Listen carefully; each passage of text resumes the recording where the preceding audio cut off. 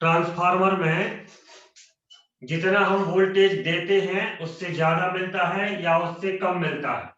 ऊंचाई ट्रांसफार्मर होगा तो ज्यादा बढ़ाते देगा, अपचाई ट्रांसफार्मर होगा तो वोल्टेज को घटाते देगा।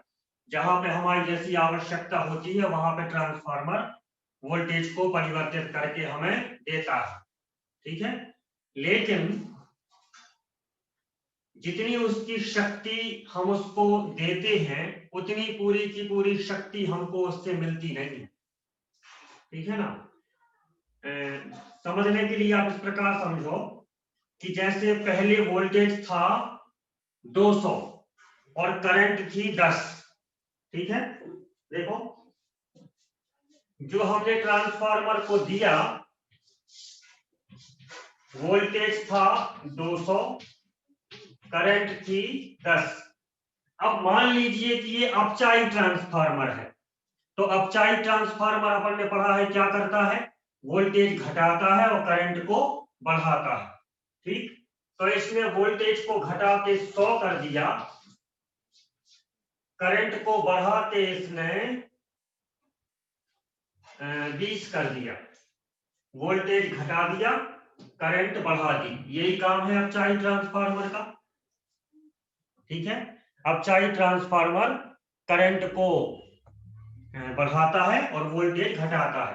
तो हमने इसको 200 वोल्ट और 10 एम्पियर दिया, इसने वोल्टेज कम कर दिया, करंट को बढ़ा के दिया। लेकिन हम एक बात देखते हैं, 200 वोल्टेज और 10 करंट यदि हम गुणा करें तो आंसर क्या मिलेगा, 2000। और जो मिला है इसका भी यदि हम गुणा करें तो आंसर क्या मिलेगा, 2000। ठीक है, क्योंकि उसको तो बैलेंस करना है। यदि वोल्टेज घटाएगा तो करंट बढ़ाएगा, तभी तो उसका ये बैलेंस होगा। ठीक है, तो इसको हम ये बोलते हैं जितनी शक्ति हम, शक्ति मतलब V और I दोनों मिलाकर शक्ति, जितनी शक्ति हम ट्रांसफार्मर को देते हैं उतनी ही शक्ति हमें ट्रांसफार्मर से मिलनी भी चाहिए। ठीक है, एक चीज बढ़ जाए दूसरी घट जाए या एक घट जाए दूसरी बढ़ जाए वो बात नहीं है, लेकिन जितनी हमने शक्ति उसमें इनपुट की थी उतनी ही शक्ति हमें उससे आउटपुट में मिलनी चाहिए। 2000 हमने इनपुट किया, उसने वोल्टेज घटाया, करंट बढ़ा, लेकिन उत्तर क्या रहा, उत्तर तो वही रहा 2000। और ये होना भी चाहिए, लेकिन नॉर्मली ऐसा होता नहीं है। ठीक है, हमने उसको 2000 शक्ति दी तो वो हमें कभी भी शक्ति 2000 वापस नहीं करता। जैसे हमने हीटर को मान लो 100 एम्पियर करंट दी, तो उसमें से हमें 100 एम्पियर की गर्मी, 100 एम्पियर की हीट कभी नहीं मिलती। 90 मिलती है, 95 मिलती है, 99 मिलती है, लेकिन 100 कभी नहीं मिलती। समझ गए, 100 क्यों नहीं मिलती, बाकी कहाँ खर्च हो जाती है। तो और भी यही करने का अन्य कार्य वो करता है, जैसे डोरी भी गर्म होती है, ऑयल भी गर्म होने में टाइम लेती है। तो ये सब चीजों में जो हम उसको एनर्जी देते हैं वो एनर्जी क्षय हो जाती है, खर्च हो जाती है। इसी प्रकार पंखे को हमने 100 एम्पियर करंट दी और हमने उससे उम्मीद लगाई कि वो हमें उतनी हवा बना के देगा, लेकिन 100 एम्पियर करंट लेकर पंखा हमें हो सकता है कि 90 एम्पियर करंट की हवा दे। 10 एम्पियर करंट कहाँ चली गई, उसकी डोरी को गर्म करने में खर्च हो गई। ठीक है, उसकी रेजिस्टेंस के कारण उतनी ऊर्जा क्षय हो जाती है। तो ये जो क्षय है, ये ट्रांसफार्मर में हमने इसको 2000 शक्ति दी, उसने हमें 1990 वापस की, बाकी शक्ति कहाँ चली गई, तो बाकी शक्ति क्षय हो गई, खर्च हो गई। तो कहां कहां खर्च होता है ट्रांसफार्मर में, ऊर्जा का खर्च, ऊर्जा का व्यय, या ट्रांसफार्मर में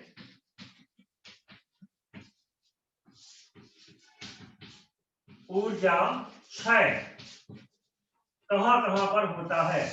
जितनी शक्ति हम उसको प्रदान करते हैं उतनी शक्ति वापस क्यों नहीं करता, शेष किस किस कार्य में वो खर्च करता है, वो हमें इस टॉपिक में पढ़ना है। तो ट्रांसफार्मर में 4 प्रकार के ऊर्जा क्षय होते हैं। ठीक है, ट्रांसफार्मर की रचना फिर से एक बार देखें हम। ये एक ट्रांसफार्मर है, ये पहले पढ़ा हुआ है आपने। लोहे की अनेक आयताकार पट्टियों को कुचालक पदार्थ की तह देकर आवश्यक मोटाई का बना लिया जाता है। ये इसकी पट्टियां,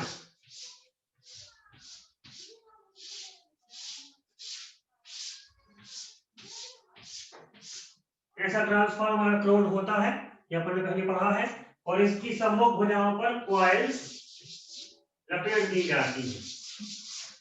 किसी में कम फेरे होते हैं, किसी में ज्यादा फेरे होते, सब कुछ आप पढ़ चुके हो किस ट्रांसफार्मर के लिए कहाँ पे कम और कहाँ ज्यादा फेरे होते हैं। ठीक है, वो हमें इस टॉपिक में नहीं चलेगा, पहले पढ़ चुके हो आप लोग।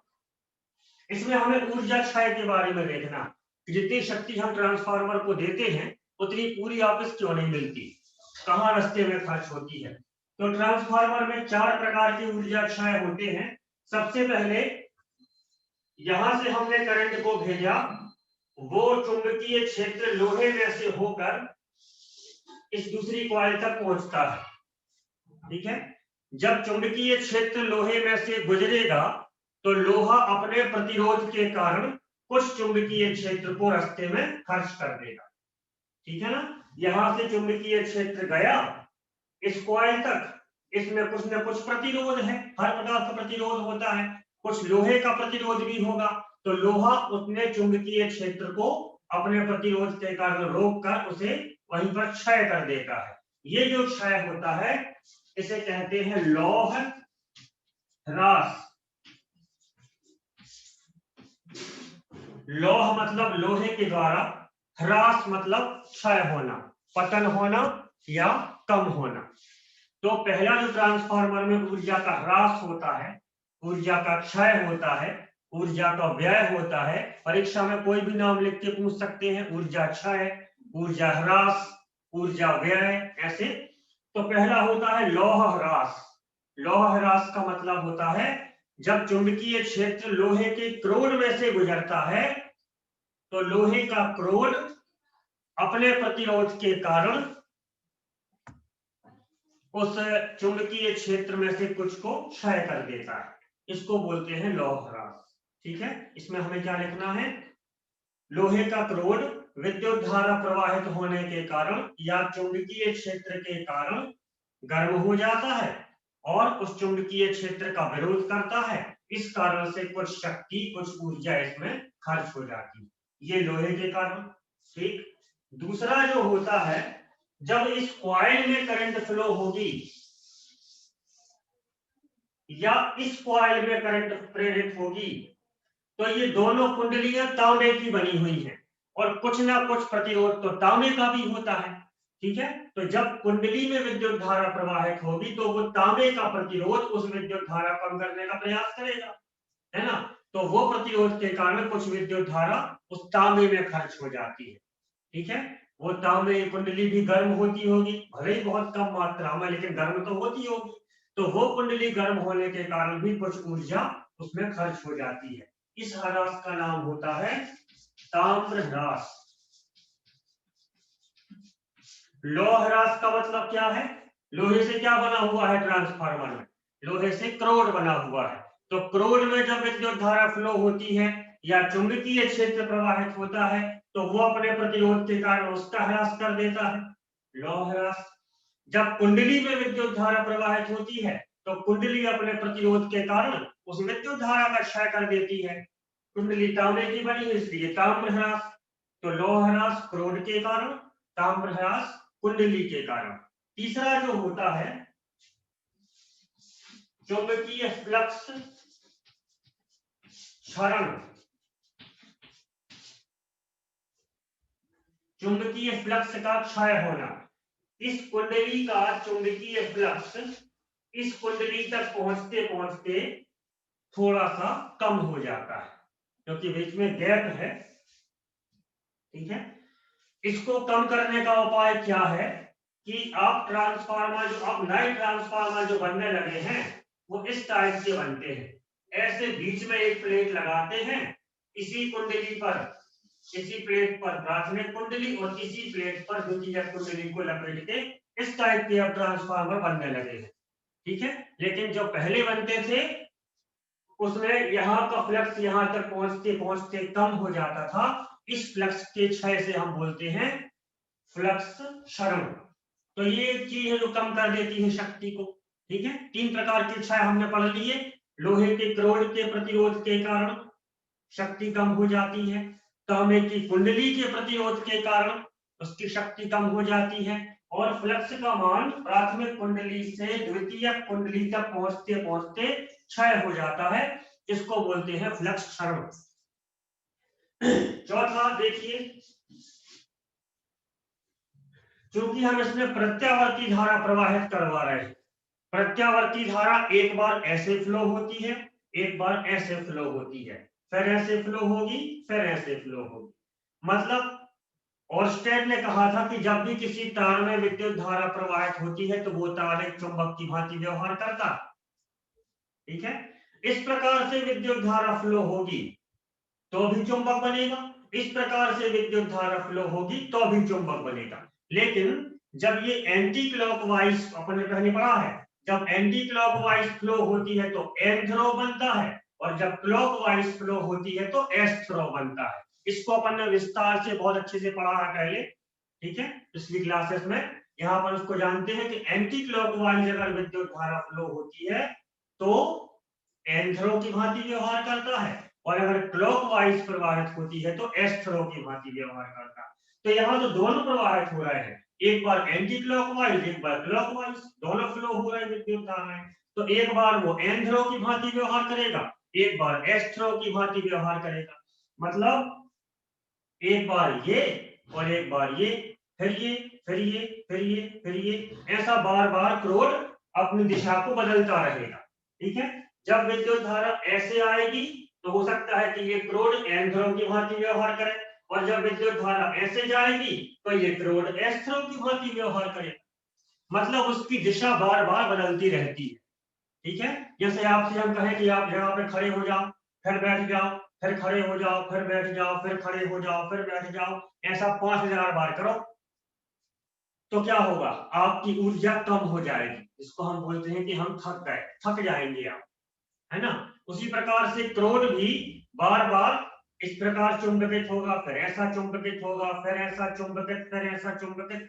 इसको हम फिर इसमें एक नाम देते हैं, चुंबकित होना, विचुंबकित होना, चुंबकित होना, विचुंबकित होना, चुंबकित, विचुंबकित। विचुंबकित का मतलब है विपरीत दिशा में चुंबकित। तो प्रत्यावर्ती धारा के प्रवाह के कारण ये क्रोध बार बार चुंबकित होता है, विचुंबकित होता है, फिर चुंबकित होता है, फिर विचुंबकित होता है। इसमें क्रोध थक जाता है। ठीक है, अब क्रोध थोड़ी कोई सजीव है कि थक जाता है। उसके थकने का मतलब क्या है, जैसे एक रबर बैंड आपने देखा होगा। रबर बैंड जब हम नया लाते हैं तो वो इतनी साइज का होता है, उसको हमने खींचा छोड़ा, खींचा छोड़ा, खींचा छोड़ा, कुछ देर बाद वो रबर लूज हो जाता है, तो हम क्या बोलते हैं, ये रबर थक गया। ठीक है, उसके थकने का मतलब है जिस शेप में पहले वो था, जब वो नया था, बार बार खींचते खींचते उसका वो शेप बदल गया, तो हम बोलते हैं रबर बैंड थक गया है।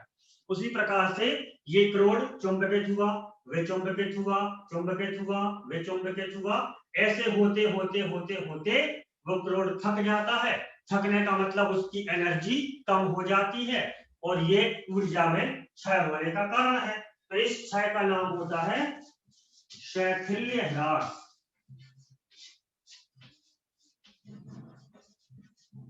शैथिल्य, शिथिल हो जाना, थक जाना। शिथिल का मतलब होता है थकना। ठीक है, तो ये 4 प्रकार से ट्रांसफार्मर में ऊर्जा कम होती है। जितनी ऊर्जा हमें उससे एक्सपेक्टेड होती है, अपेक्षित होती है, उतनी ऊर्जा हमें उससे प्राप्त नहीं होती। ठीक है, हम सोचते हैं कि हमने इसको 100 जूल ऊर्जा दी थी और ये हमें पूरी 100 की 100 वापस करेगा, तो ये पॉसिबल नहीं है, क्योंकि इन 4 कारणों से ट्रांसफार्मर में ऊर्जा लॉस हो जाती है, और हमें 100 की बजाय 80, या और अच्छा होगा तो 90, और अच्छा ट्रांसफार्मर होगा 95, लेकिन 100 कभी नहीं मिल सकती। समझ में आया, क्योंकि 4 कारणों से उसमें ऊर्जा क्षय होगी ही होगी। वे 4 कारण कौन कौन से हैं, क्रोध का गर्म होना, लौह ह्रास, कुंडली का गर्म होना, ताम्र ह्रास, फ्लक्स का प्राथमिक कुंडली से द्वितीयक कुंडली तक 100% ना पहुंच पाना, फ्लक्स क्षरण। और क्रोड का बार बार चुंबकित और विचुंबकित होना, ये क्या है? शैथिल्य ह्रास। ठीक है, कभी भी आप देखना जहां भी ट्रांसफार्मर्स लगे होते हैं उसमें से एक हल्की हल्की गुंजन टाइप की आवाज आती है ना? तो वो आवाज क्यों आती है? उस आवाज के आने का यही कारण है क्योंकि उसमें शैथिल्य ह्रास हो रहा है। वो आवाज आने का कारण मालूम क्या है? एक बार क्रोड चुंबकित हुआ तो एन थ्रो, एक बार विचुंबकित हुआ तो एस थ्रो। ठीक है, ये कई पत्तियों से मिलकर बना है। ये पत्ती, पीछे वाली पत्ती, उसके पीछे वाली पत्ती, उसके पीछे वाली पत्ती। अब एक पत्ती ये है, एक पत्ती ये है। एक बार ये एन की भांति व्यवहार करेगा तो ये दोनों प्रतिकर्षित हो जाएंगी पत्तियां। ठीक है, उसके बाद एस बन जाएगा तो आकर्षित हो जाएंगी, फिर प्रतिकर्षित, फिर आकर्षित, प्रतिकर्षित, आकर्षित, ऐसे ऐसे ऐसे ऐसे होती रहती है। तो आपको आवाज सुनाई पड़ रही होगी। ये पट्टियां आपस में ऐसे ऐसे ऐसे टच होती रहती है, ज्यादा जोर से नहीं होती, छोटी सी बिल्कुल धूल थोड़ी सी हिलती है और टकराती है, इतनी इतनी साइज में टकराती है। जब भी दो चीज टकराएंगी आपस में तो आवाज तो होगी। तो यही आवाज हमें ट्रांसफार्मर में से आती है। कभी कभी आप मोबाइल जब चार्ज करते हो तो चार्जर के पास सुनना, उसमें से बिल्कुल हल्की धीमी धीमी आवाज उसमें से आती रहती है क्योंकि वो क्रोड बार बार चुंबकित और विचुंबकित हो रहा है। ठीक है, जहां भी ट्रांसफार्मर्स होंगे, एलोमीटर्स होंगे, वहां पर एक हल्की सी आवाज आएगी। इसी ह्रास का नाम होता है शैथिल्य ह्रास। क्रोड का बार बार चुंबकित होना, बार बार विचुंबकित होना। एक बार एन की भांति व्यवहार तो प्रतिकर्षण हो गया, एक बार एस की भांति व्यवहार तुरंत आकर्षण हो गया। प्रतिकर्षण आकर्षण, ये दो पत्तियां प्रतिकर्षित आकर्षित प्रतिकर्षित आकर्षित जल्दी जल्दी ऐसे ऐसे होती रहती, इसलिए हमें आवाज आती। ठीक, तो ये चार प्रकार से क्रोड का गर्म होना लौह ह्रास, कुंडली गर्म होना ताम्र ह्रास, फ्लक्स का रास्ते में क्षय हो जाना फ्लक्स क्षरण, और क्रोड का चुंबकित और विचुंबकित होना शैथिल्य ह्रास। इन चार कारणों से ट्रांसफार्मर को जितनी हम ऊर्जा प्रदान करते हैं उतनी हमें उससे वापस नहीं मिलती। ठीक है, तो ये चार कारण आपको नोट करना